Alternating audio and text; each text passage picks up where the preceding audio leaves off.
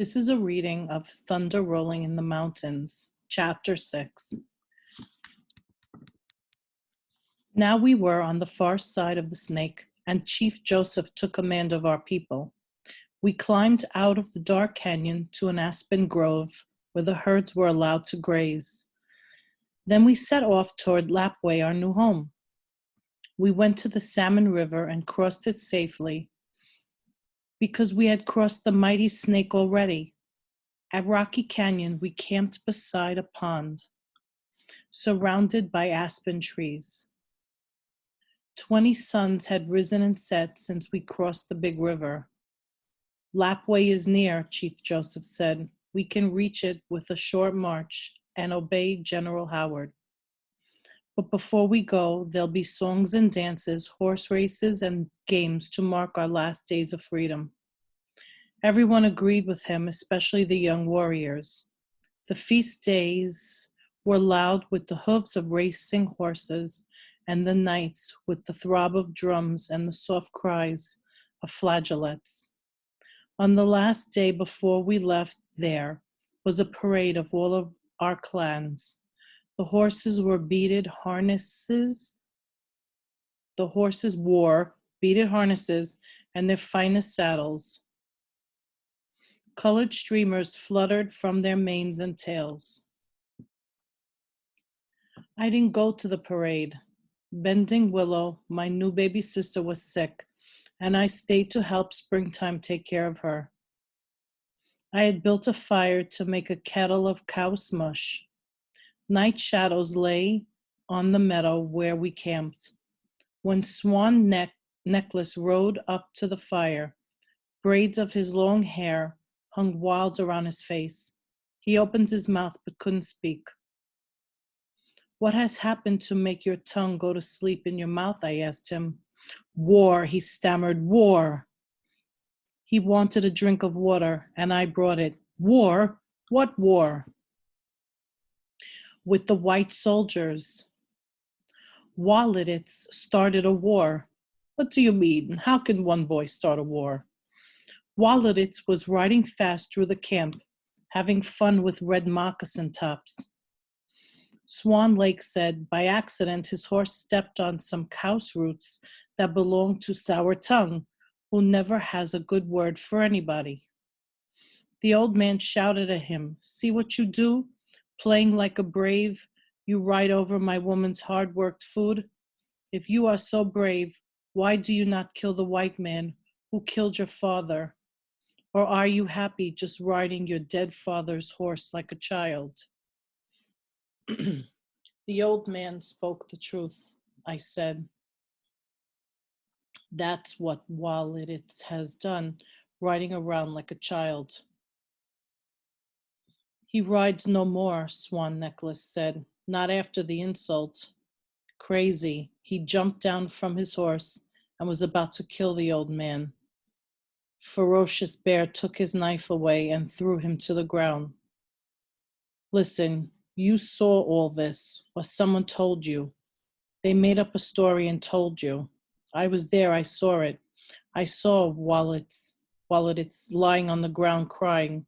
Suddenly he jumped up and rode off and came back with his rifle. Then I heard him scream, "Watch! You'll see, I am not a child playing warrior. You will be sorry for your words." He fired once in the air, then galloped away. Waletits rode off alone, I said. Not alone. Red Moccasin Tops and I rode after him.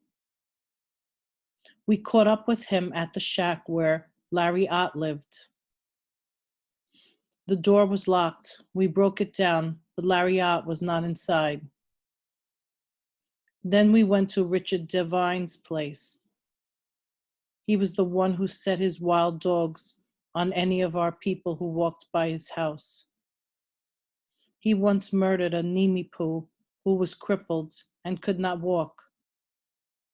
He will kill no more of us. We surprised him. Never had one of the people entered his house.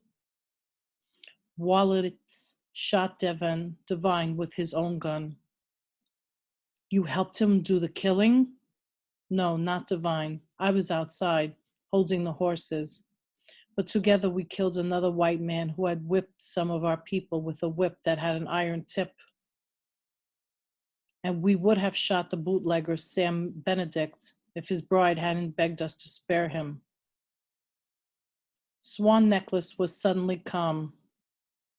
I need more bullets, he said.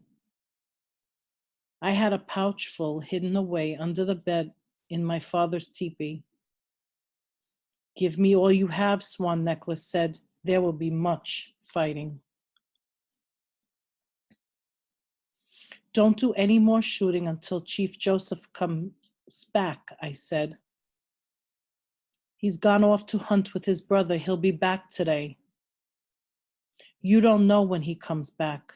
Things won't wait. Those who need killing will get on their horses and get out of the country, like the white man Ott who killed Eagle Robe. He drank half of the water I brought him and held out the rest for me. Drink, he said. You look pale as a fish belly. I drank the water. Swan Necklace had changed. He was fierce for war. If I'd had a guardian spirit, I'd have thanked it on my knees. Bullets, said Swan Necklace. Beyond the lake, I caught a glimpse of my father and Ollicott on their black eagle blankets, in their black eagle blankets, riding slowly toward our camp. Swan Necklace saw them too. Hurry, he shouted. My friends are waiting. They're also out of bullets. We have powder, but we need bullets. My father and Ollicott rode at a gallop. They had heard the news of the killing from someone. Hurry, Swan Necklace shouted again. I ran fast to the teepee, took the bullets from their hiding place and hung them on his shoulder. They weighed him down. Chief Joseph and Ollicott came out of the trees and up the trail. They galloped to where we stood. They looked grim. We have heard that you have killed white men, Ollicott said to Swan Necklace.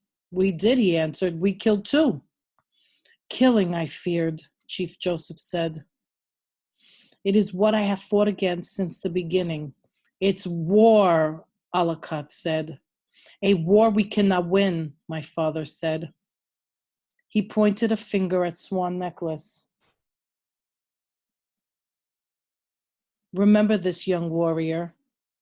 None of the soldiers will be scalped, not one. Remember this yourself, and tell what I say to your friends. Swan Necklace tried not to flinch. He was standing beside the two most powerful men in the tribe. His carbine was stuffed under one shoulder. He looked like a soldier, but I think he wanted to run. Warriors had gathered at the lake and built a fire.